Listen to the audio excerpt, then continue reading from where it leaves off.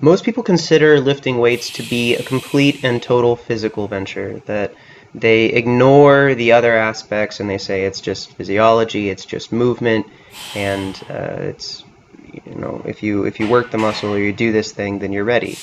And I believe that there is much more mental engagement in that, and I feel like there is constantly a battle in your mind that can positively or negatively influence the way that your sessions are going.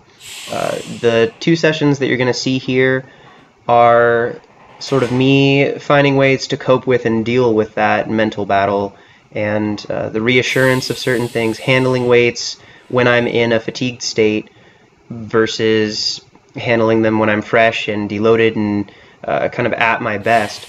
But I think it's also really important to note that your muscles don't know what weight's on the bar. Your brain does, your head does. When you're looking at a weight, if you're getting nervous, it's not because your body can or cannot handle that load. It's because you are placing your perception of how the set is going to go on yourself. You're putting yourself into a mental state, and that can really improve your performance or it can really detract from it. Have you ever been to the gym and you lift a weight that feels really slow and sluggish and it's really tough to move, but last week you were moving it easily? Or the opposite, where a weight that used to feel really heavy now feels pretty easy, and the only thing that's really changed has been some small aspect in your preparedness.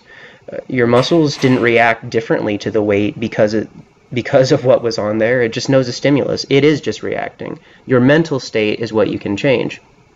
And so the way I approach these is I said, all right, I have a couple of weights that have been taxing me mentally.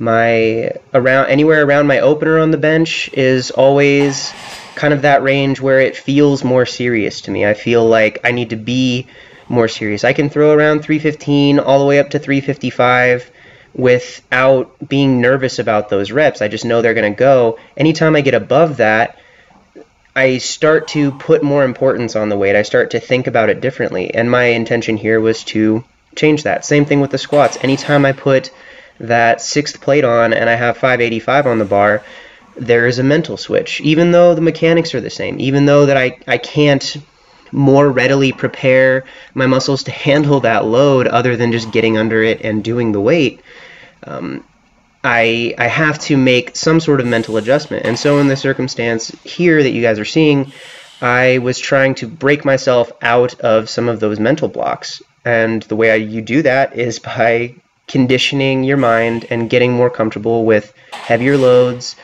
in a situation that you may not be as comfortable with. You saw the squats. I definitely was overreached for this session. This last week has had some of the most insane workouts that I've ever done, with the multiple triples around 90%. And so I made a point to myself today that I wanted to work up at least to a couple singles at that weight for my squat. That was what the 585 were. And then I dropped the weight down and did some pause reps to put myself in the worst part of that motion for me and just kind of get more comfortable mentally, not necessarily physically, but to build the confidence in those ranges of motion. And then with the bench, I actually went above my opener for a couple of singles, and they weren't super easy, but considering how much benching I've done this week, it was nice to put myself in that situation and become more comfortable. I don't think I've ever missed a bench press in a meet that I legitimately feel like I wasn't strong enough for. I think that every single time I've missed, it's been a misgroove because I get nervous and do something goofy that is different than my training's been because I'm less comfortable with those heavy weights. And I was trying to break that with some of the things I was doing here. Some overload work with the slingshot, 2 sets that were both above my planned opener.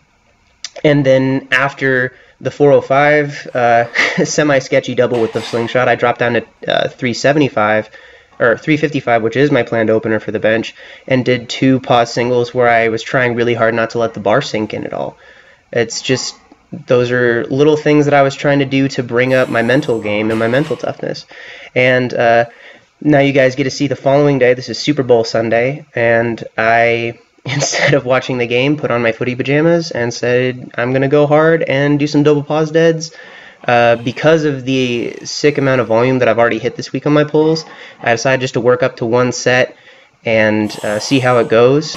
It was a little nerve-wracking because these are obviously not the best choice to deadlift in, although they do look swag, like a Cookie Monster and a Teletubby had.